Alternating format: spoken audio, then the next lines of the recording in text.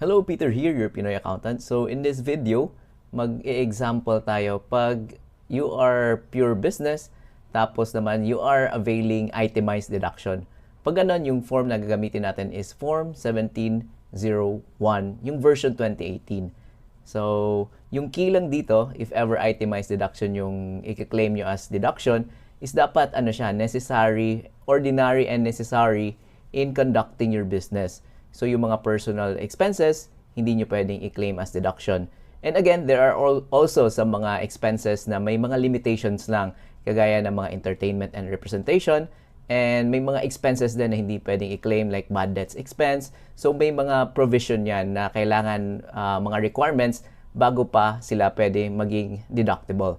So, as yung basic lang yung pag-usapan natin, so yung kailangan lang natin dito is i-organize natin yung mga items or yung mga deductibles natin or yung mga expenses na part ng ating business. So, yung discuss natin previously, gagamit tayo ng cash disbursements journal para ma-record yung ating mga expenses. So, dito sa screen makikita ninyo, ito yung nilipat ko lang sa Excel, yung kumbaga yung sa work, yung sa cash disbursements book natin, ito yung laman. Nilagay natin sa Excel so that mas easier for us to compute, mas madali natin i-total yung mga expenses for the year. So, yung ginawa ko lang dito is yung from Form 1701, actually nandun, nakalist na doon yung mga ordinary expenses na pwede natin i-claim. So, nilagay ko lang dito.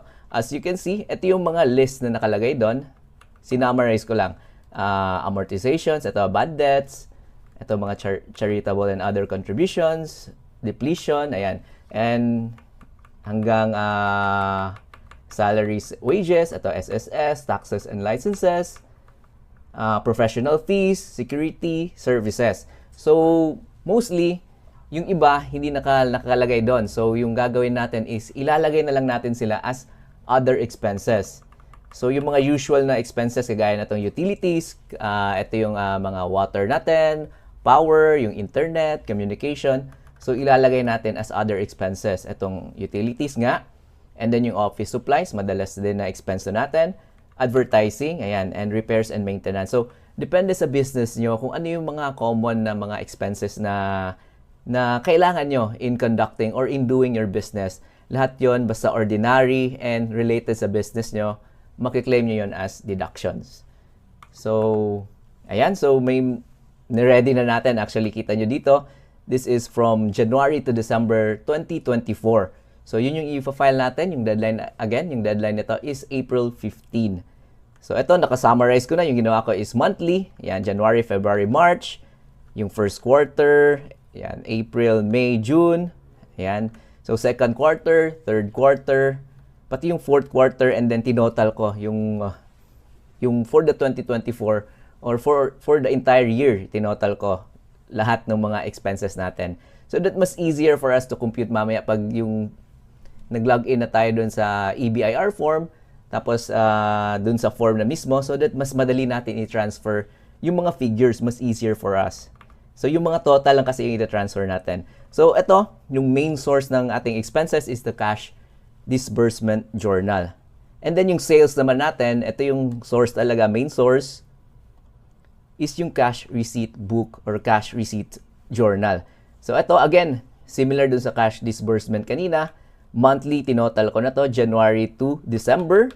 So makita nyo dito, yung cash, yung creditable withholding tax. For example, yung payer ninyo, example, online selling kayo, Lazada and Shopee, ngayon nagwi-withhold na sila sa kanilang payments sa inyo. So, may creditable withholding tax kayo or Form 2307.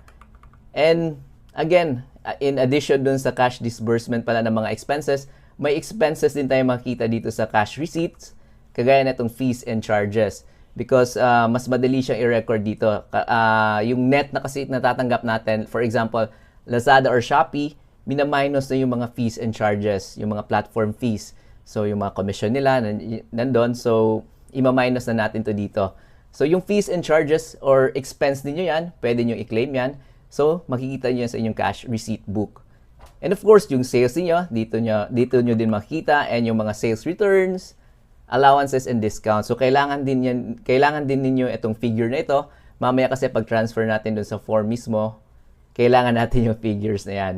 And yung ano pala dito, tip ko is yung pag-record ng cost of goods sold is dito na din sa cash receipt because normally nire-record yan sa general journal. So that mas easier kasi if dito nyo na din ilagay because mas madali nyo siyang itotal yung cost of goods sold niya tsaka yung nabawas na amount na, for example, yung merchandise inventory, yung cost of goods sold niya. So, kung magkano yung puhunan ninyo, magkano yung nabili, so yun yung cost niya. So yun yung ima-minus natin. Yan yung magiging cost of goods sold ninyo. So in our example, t-shirt business kasi ito. So for example, buy and sell siya. So nabili niya yung product for 50, ganon. And then ibebenta niya, i-retail niya for 100. So yung cost of goods sold niya per t-shirt, for example, is 50 pesos. And yung selling price niya is 100. So it's just an example ha. So dito sa cash receipt journal, yung gagawin natin dito is yun ito-total natin yung sales, yung cost of goods sold, and yung fees and charges na din. So that mas madali natin i-transfer doon sa form 1701. So ayan, kita niyo sa screen, ito yung total natin ng sales, cost of goods sold, ayan, yung sales return, fees and charges, and yung creditable withholding tax naman, 2307, kailangan nyo din yung details nito because mamaya, papakita ko sa inyo, kailangan nyo yung, if ever may na-claim kayo from the first quarter, second quarter, hanggang third quarter, kailangan nyo i-input yon. Magiging, kasi yon, deduction doon sa inyong tax due. So, ito. And then, another important is, kailangan nyo din itong income statement actually. So that mas easier for you to compute dun sa inyong income tax due or yung provision nyo for income tax. So ito, again, yung mga data dito is galing din dun sa cash receipt book and the cash disbursement journal. So, tinotala natin yung gross sales natin, ayan, is 2.1 million. So, less the sales return, 109,000. So, it will give us net sales. And then, less cost of goods sold. Ayan, again, makita nyo sa cash receipt book yan. Total niya is 1,097,500. That would give us a gross income of 987,750. And then, ima-minus natin yung mga operating expenses natin. Ito, rental, 240. Salaries, wages, and allowances, 180. Taxes and licenses, 20,000. Other expenses, so again, yung other expenses, yung diniscuss natin kanina, nasa CDJ. Ayan, nandito siya.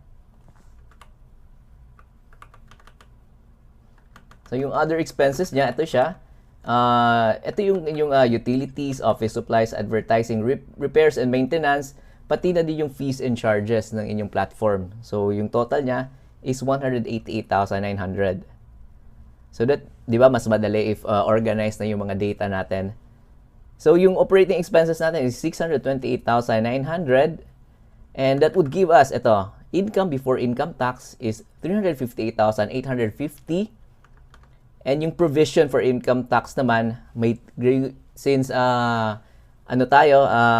graduated tax table yung gagamitin natin and itemized deduction tayo. So, ito yung basis natin is the graduated tax table. So, madali din itong gamitin. So, yung income ninyo, 358. Ayan, 850. So, hanapin nyo sa table. So, nandito siya sa range na 250,000 to 400,000. So, yung tax on excess niya, 15. So, in excess ng, ang ibig sabihin na ito, in excess ng 250,000, yung excess doon, i-multiply natin ng 15%, yan yung ating income tax due. So, in this example, yung income natin is 358,850. So, in excess ng 250,000, papakita ko lang sa inyo. Ayan, 108,850. I-multiply natin ng 15%.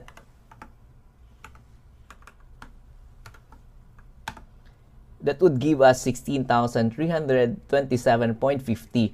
And again, dun sa income tax return natin, kailangan siyang i-round up. So, ginawa natin 16,328 yung ating provision for income tax. and that would give us a net income of 342,522. So may data na tayo, and again, ito ililipat natin doon sa Form 1701 version 2018.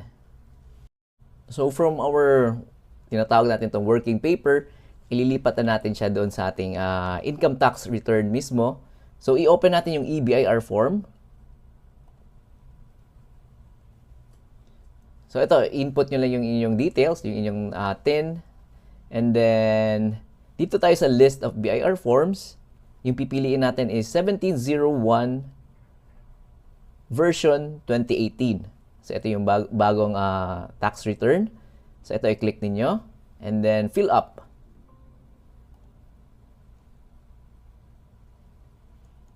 So again, this is for 2024. Huwag niyong kalimutan palitan. For 2024, and then amended return, no. Short period return, again, no. And then pre-filled na itong ibang mga data based sa nakasave na profile. So tingnan lang ninyo ano yung mga kailangan yung i-input. So taxpayer type, so for example, ano kayo, single proprietor, and then business income kayo, tapos graduated income tax rates yung gamit natin. And then ito, birth date, kailangan nyo ilagay. Citizenship, Filipino. Foreign tax credits, no. So, blank din itong number 14. And then, civil status, ilagay nyo. If married, fill upan nyo. If hindi naman, hindi nyo kailangan fill outan. And filing status, if mag-joint filing ba kayo or separate filing. Mostly kasi separate filing yung ginagawa. Depende sa inyo. And then 19, income exempt from income tax. No ilalagay natin dito. Yung yes dito if yung BMBE kayo. But in our case, yung example natin is sole proprietor siya and hindi siya BMBE. So no yung isasagot natin dito. So next is income subject to special preferential rate. That is still no. So, dito na tayo sa 21. Ayan, graduated rates. And then, method of deduction. So, yung example natin for today is itemized deduction. Madami kasi nagre-request ng itemized deduction. Or OST. So, in our upcoming video, iba naman yung example natin. So, today, itemized deduction tayo. So, next is fill outan na natin. So, dito sa first part, wala tayong fill outan dito. Automatic lalabas yung figure dito pag na-fill outan na natin yung ibang page. So, i-click na natin yung next. Ayan. So, sa taas dito is background information of spouse if ever married kayo. So, pag hindi naman applicable, ayan. Dito na tayo sa ano. Yung part 5 naman, computation of tax. So, yung nilalagay dito, for example, ito kasi ito, if ever ano kayo, mixed income earner, so may compensation kayo from your employer, dito nyo ilalagay yung details. So, hingi kayo ng 2316, and based dun sa 2316, ito yung ilalagay nyo dito sa compensation income and tax withheld. But in our example for today, maybe in our upcoming video, mag-example tayo na, ano naman, mixed income earner. So, in our example, wala tayong ilalagay dito, 0. Ayan. So, dito na tayo sa, again, yung schedule 2 naman is compensation. Dito nyo ilalagay din yon yung details nyo. And dito na tayo sa schedule 3. Yung taxable business income if graduated rates yung ginagamit natin.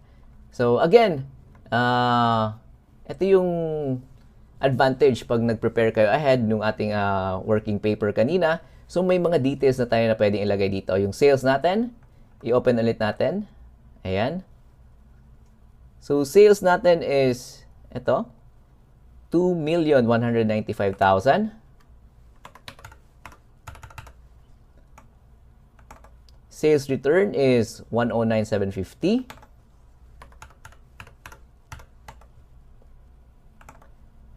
Cost of sales naman natin, or cost of goods sold, that is 1,097,500. Ayan. So, gross income niya, tingnan nyo, same, 987,750. So, next natin is, ito na yung ating mga allowable deduction or itemized deduction. So, i-click nyo to from part 5. Ayan. So, again, yung working paper natin, isinummarize na natin na ganito siya. So, that mas easier for us. So, balikan natin yon. So, kita nyo dito, ito yon.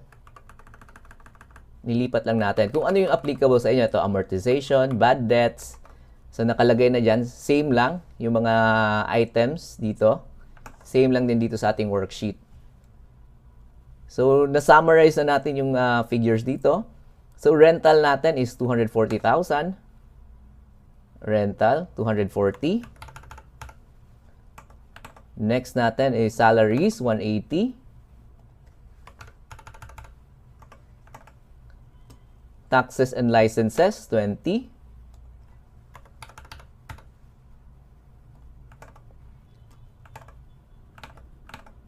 So next natin is wala tayong janitorial, wala tayong professional fees, wala ding security services. So yung letter D kasi madami yung kabuuan nitong other expenses. But hindi tayo makapag-add, so ilalagay na lang natin ito. Other expenses is 188,900.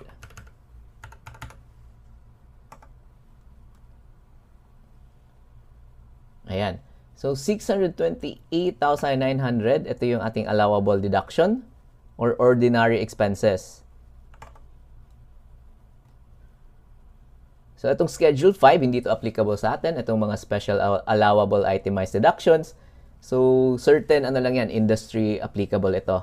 So, for us, hindi ito siya applicable. So, next is itong Schedule 6, NOLCO. So, in most cases, hindi din ito mag-apply sa atin. So, wala tayong NOLCO. So, in-next na natin. So, ayan. So, dito sa summary of income tax due, makikita ninyo na kinumpute na niya automatically 16,328. Tingnan natin if tama ba yung ating computation. Kita niyo 16,328 using itong graduated tax table. So we got the income tax expense na 16,328 which is tumutugma dito sa compute. Dito kasi sa 1701 EBIR, automatic niya kinukompute yung tax due. So, tingnan natin ano pa yung mga items dito. Special rate income, 0. Share of other government agencies, 0. So, dito na tayo sa mga tax credits and payments. So, if ever may mga prior years excess credits kayo, dito nyo ilalagay. For example, mas malaki yung nabayad, yung 2307 ninyo sa tax due nyo last year, i-carry forward kasi yon. So, dito nyo siya magagamit. So, in our example, 0 lang yan. And then, tax payments for the first 3 quarters. So, i-check nyo yung mga previous nyo na na-file from first quarter to third quarter if may mga payments kayo.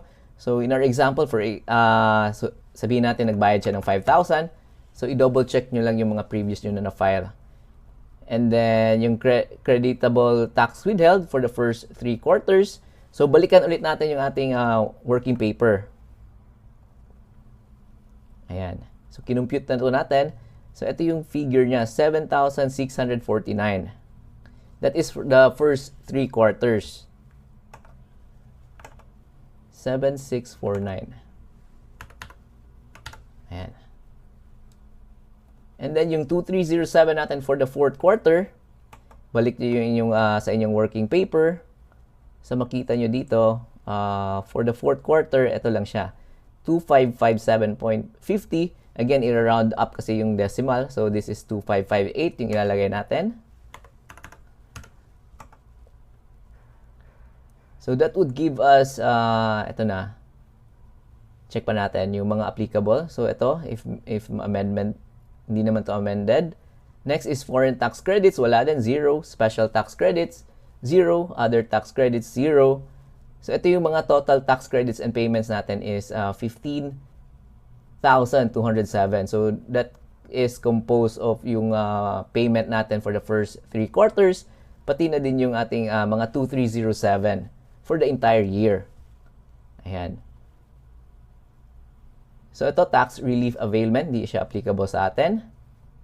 And then dito na tayo sa net income or loss per books. So part 9 na tayo, yung reconciliation. So again, yung net income or loss per books natin, balik kayo sa working paper ninyo. Income statement, ito siya, 342,522. 342,522. Again, may mga ano kasi, yung per books na mga non-deductible expenses. So, example nito is yung mga income tax expense natin, hindi to siya tax deductible. So, non-deductible expense siya, kumbaga.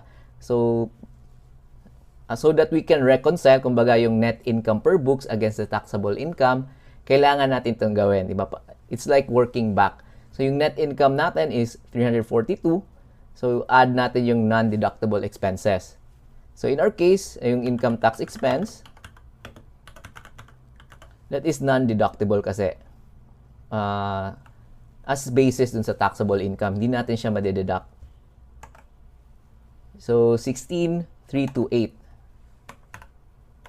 328. Yan. So, that gives us itong net taxable income na 358,850. Ayan. So, that is the income before income tax. So, yan yung taxable income natin. Ayan. So, try natin i-validate if tama ba yung ating mga figures. Ayan. Validation successful naman. Diba? Kasi mas easier na kasi gumawa tayo ng working paper kaya mas madali na nating na compute or na fill out yung ating form. So, ganun lang. Ayan.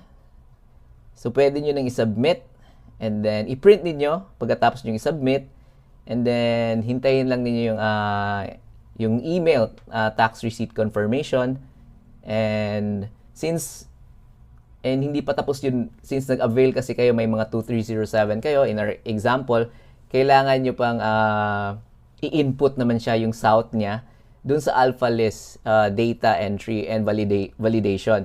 So, kailangan nyo i-email din sa e-submission.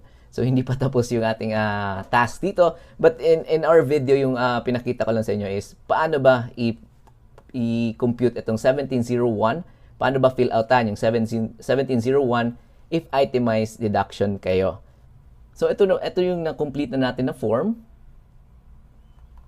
Pakita ko lang sa inyo yung tax due niya.